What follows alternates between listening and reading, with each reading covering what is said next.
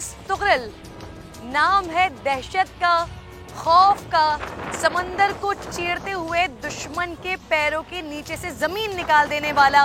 ये है PNS तुगरल। भारत में इस वक्त सफ़े मातम बिछी हुई है क्योंकि पाकिस्तान वो चाहे ज़मीन में हो, चाहे आसमान में हो, चाहे समंदर में हो, दुश्मन को पनपने नहीं देता, सांस नहीं लेने देता। और अब जब ये जदीद तरीन टेक्नोलॉजी वाला जहाज़ पाकिस्तान के बहरी बेड़े में शामिल हो गया है तो दुश्मन पर तो लर्जा तारी होना ही था। दुश्मन के हाथ सफ़े मातम तो बिछनी ही थी। लेकर चलती हूँ आपको अंदर, जो पासबान मौजूद हैं, जो पाकिस्तान की दिफा में समंदरों के महाफिज मौजूद हैं, उनसे बात करते हैं। पाकिस्तान के सबसे बड़े, सबसे जदीद जंगी बहरी जहाज़ की तरफ तो आपको लेकर जा रही हूँ, लेकिन इसके साथ साथ कुछ मज़ीद शाहकार भी हैं जो आज इस बहरी बेड़े में शामिल हुए हैं, वो भी आपको दिखाऊंगी। लेकिन पहले ज़रा इस PNS तुगरल का विज़िट करते हैं, यहाँ पर क्या कुछ है वो आपको दिखाते हैं। जहाज़ पर आते ही मेरे सामने फ़्लाइट डेक मौजूद है और साथ साथ मेरे सामने लेफ्टिनेंट कमांडर सज्जाद साहब मौजूद हैं। अस्सलाम वालेकुम सर, हाउ आर यू? अस्सलाम वालेकुम, welcome on board PNS Tughril. Thank you sir. First type 054 alpha papa frigate of Pakistan navy. आइए हम आपको जहाज़ का विजिट करवाएं।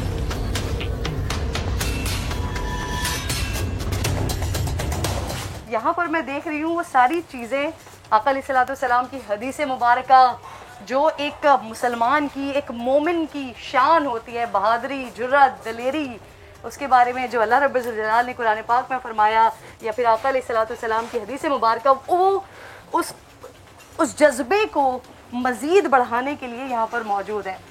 और भी तौफीक अल्लाह ही की तरफ से है। ये बिल्कुल इसमें आपने ठीक फरमाया।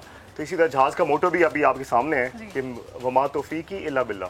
ये सूरह हूद की 88 आयत है जिसका मफहूम है कि मेरी तौफीक अल्लाह की तरफ से है।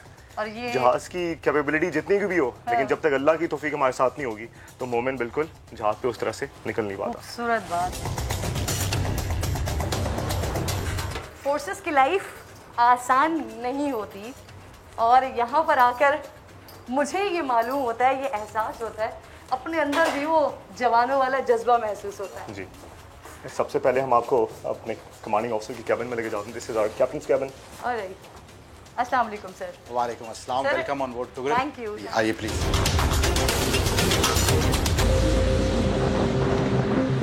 ये तुगरल, ये क्या है, इसकी क्या तारीख है? इससे पहले भी आई थिंक तुगरल नाम से पाक बहरिया में जहाज़ है, ये एक और है, इसकी सिर्फ हिस्ट्री बताइए। जी, ये आजकल काफ़ी लोगों की दिलचस्पी का बायस भी होगा। तो तुगरल ये पाकिस्तान नेवी का थर्ड शिप है जिसका नाम तुगरल रखा गया। जो फर्स्ट शिप था तुगरल वो 1950s में कमीशन हुआ था पाकिस्तान नेवी में, और जो सेकंड था वो 1980 में हुआ था और वो 2001 तक उसने पाकिस्तान नेवी में सर्विस दी, और this is the third ship. और इस नाम की तारीख कुछ ऐसे है कि सुल्जुक सल्तनत की बुनियाद तुगरल बे ने रखी थी।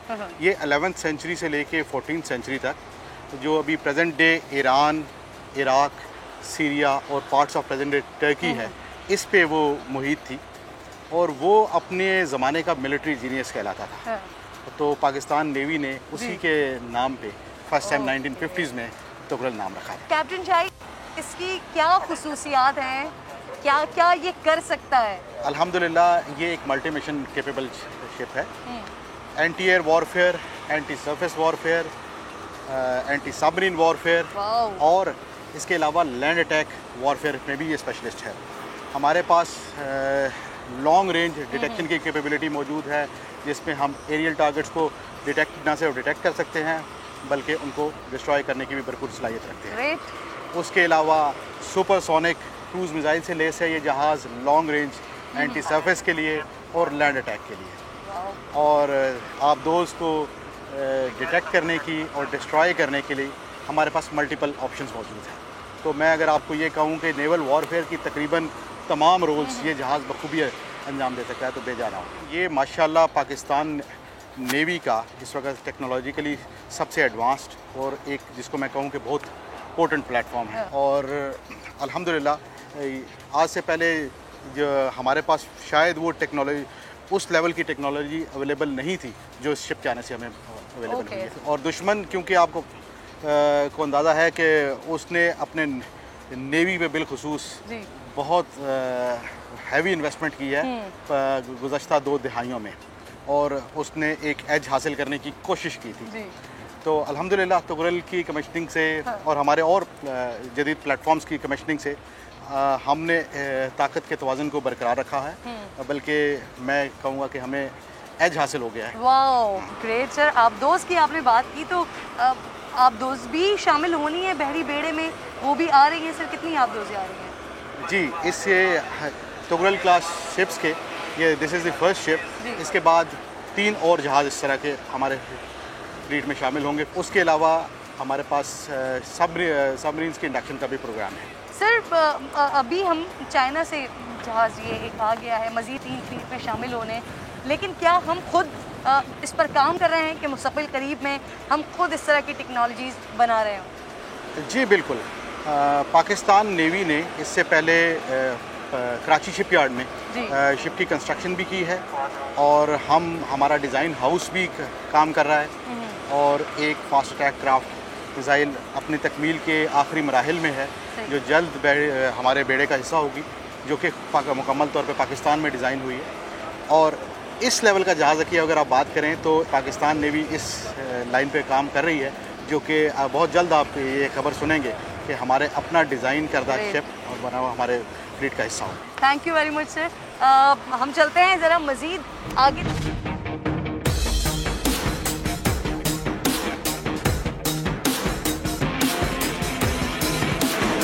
और अब जहां मैं आपको लेकर आई हूं, ये जगह कहलाती है ब्रिज, जहां समंदरों के पासबान समंदरों को चीरते हुए दुश्मन तक पहुंचते हैं, समंदरों के अंदर रास्ते तलाश करते हैं।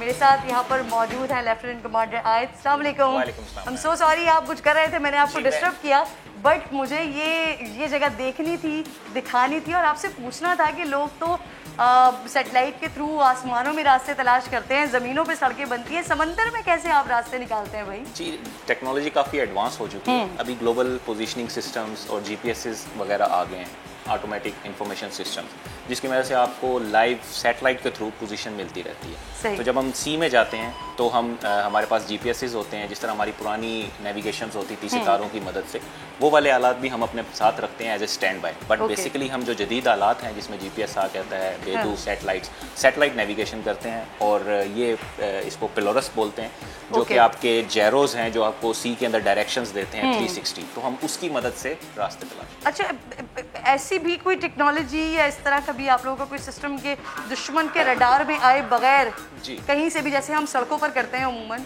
चुपके से कहीं से निकल जाते हैं, तो ये हम शिप के जरिए भी ऐसा हो सकता है? जी ऐसा ही है। जो पीएनएस तुगरल है, ये स्टेल्थ टेक्नोलॉजी पे बेस करता है, जिसकी मदद से इसका जो सिग्नेचर है वो रडार में कम आता है। सितारों के बारे में आपने बात की कि वो वाला सिस्टम भी, वो वाली टेक्नोलॉजी भी अभी आप लोग साथ कैरी कर रहे होते हैं? जी बिल्कुल। तो क्या उसकी भी ट्रेनिंग अभी भी होती है कि कहीं आपको सैटेलाइट नहीं मिल रहा है या कहीं आपके दीगर टूल्स काम नहीं कर रहे हैं, तो फिर आप अगेन वो चांद एंड सितारों के साथ रास्ते तलाश करें? जी बिल्कुल। हमारी जब बेसिक ट्रेनिंग होती है, जब हम डिपार्टमेंटल ऑफिसर टाइम की ट्रेनिंग करते हैं, तो उसके अंदर हमें एस्ट्रो नेविगेशन, जो कि बेसिकली इसी के नॉलेज के ऊपर होती है, तो उसकी तालीम दी जाती है, जिसके अंदर डिफरेंट बुक्स हैं जिस पे जदीद टाइम की उन्होंने अपनी कैलकुलेशंस की होती हैं, सितारों की और रखी होती है, और उसके अलावा सेक्सटन और इस तरह के आलात हैं जिससे हम स्टार्स को शूट करते हैं और उसके बाद उसकी कैलकुलेशंस करते हैं और अपनी पोजीशन को आप चार्ट के ऊपर या किसी चीज़ के ऊपर प्लॉट कर सकते हैं। तो ये हम as a standby mean रखते हैं। ये तो आपने बताया कि आपको नेविगेशन सिस्टम में ये टूल के तौर पर ये आपको हेल्प करता है, लेकिन ये इतने सारे मॉनिटर्स जो मुझे दिखाई दे रहे हैं,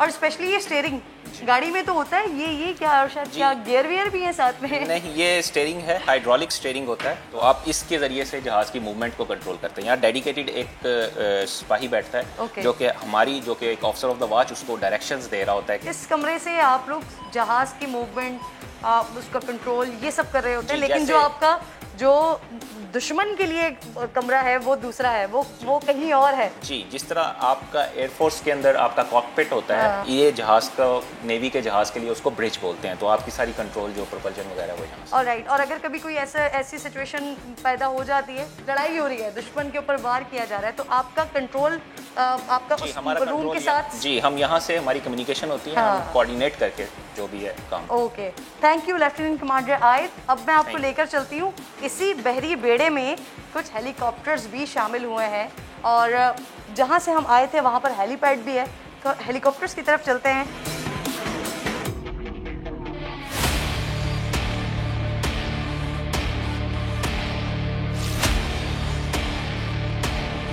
मेरे अक़ब में जो हेलीकॉप्टर्स आपको दिखाई दे रहे हैं ये भी तुगरल के साथ ही पाकिस्तान नेवी के फ्लीट में इंडक्ट हुए हैं। अब इस पर भी बड़ा शोर मचा हुआ है भाई भारत में। एक तो तुगरल की हैबत, तुगरल का खौफ, फिर उसके साथ साथ ये हेलीकॉप्टर भी। तो मेरे साथ यहाँ पर कमांडर अरसलान मौजूद हैं, वो मुझे बताएंगे कि आखिर क्या वजह है, क्यों इतना शोर मचा हुआ है। मैम ये पाकिस्तान नेवी के सीकिंग हेलीकॉप्टर्स हैं। Okay. They are used in anti submarine and anti ship role.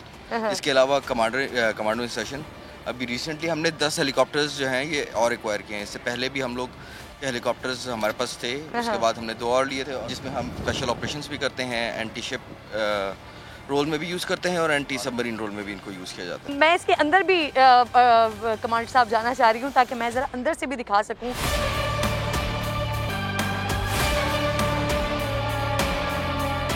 This is the captain seat, this is co-pilot seat. Okay. सामने इंस्ट्रूमेंट्स लगे हुए हैं हमारे, कम्युनिकेशन इंस्ट्रूमेंट्स हैं, इंजन इंस्ट्रूमेंट्स हैं। These are the controls of the helicopter. हाँ। उसके अलावा डिफरेंट इंस्ट्रूमेंट्स लगे हुए हैं ऊपर, इंजन कंट्रोल्स लगे हुए हैं ऊपर। इसके अलावा रियर सीट पे हमारा सारा टेक्निकल क्रू बैठता है व्हिच कंट्रोल्स द ऑपरेशंस। जो मार धाड़ और लड़ाई वाला सिलसिला है वो वहाँ से ऑपरेट होता है और हेलीकॉप्टर यहाँ से ऑपरेट होता है। ओके। वो लेफ्टिनेंट कमांडर अदनान वो भी साथ मौजूद हैं। अस्सलाम वालेकुम सर। वालेकुम सलाम। How are you? अल्हम्दुलिल्लाह।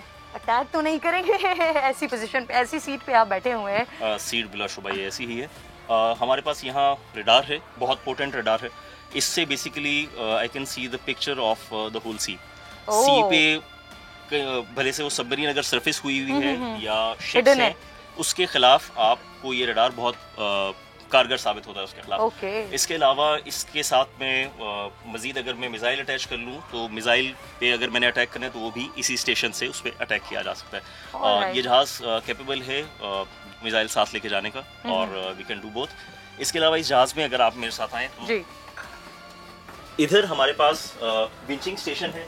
इस स्टेशन से अगर आप इस विंच को देखें तो समुंदर में अगर आपने देखा हो कि ये देखें, ये साथ साथ ये देखें भी यहाँ पर समुंदर में अगर कोई ह्यूमैनिटेरियन एफर्ट्स चाहिए, कोई सर्च एंड रेस्क्यू है, कोई बोट डूबी हुई है, कोई बंदे डूबे हुए हैं, उसे रेस्क्यू करने के लिए फिर हम इसका इस्तेमाल करते हैं। ये उनके ऊपर जाता है। कई दफ़ा हमने इंटरनेशनली भी इसे कवर किया है। कोई बोट SAR में हो या किसी बोट को असिस्टेंस दरकार हो, हमने उन्हें खाने पीने की चीज़ें भी प्रोवाइड की हैं। हमने बंदों को भी बहुत दफ़ा इसके ज़रिए रेस्क्यू किया जाता है। इसके बिल्कुल साथ हमारे पास स्टेशन अवेलेबल है जहाँ रोप्स के जरिए यहाँ रोप लटकाते हैं और कमांडोज की इंजर्शन और एक्सट्रैक्शन होती है। इस जहाज में हमारे पास 25 से ज़ायद कमांडोज बमा सामान के हम उन्हें लेके जा सकते हैं और 25 कमांडोज किसी भी ऑपरेशन के लिए मैं ये समझता हूँ इंतहाई कारगर हैं और हम वक्त तैयार हैं। सलाम पेश करते हैं हम फोर्सेस के जवानों को जो कि छोटी छोटी सी सीट्स पे बैठते हैं लेकिन उन सीट्स से बहुत बड़े बड़े काम कर रहे होते हैं। यही वजह है कि दुश्मन के ऊपर हैबत तारी है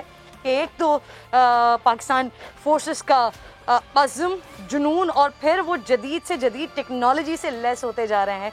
सो जाहिर सी बात है दुश्मन पर तो हैबत तारी होनी ही है। पाकिस्तान जिंदाबाद, पाकिस्तान पाइंदाबाद।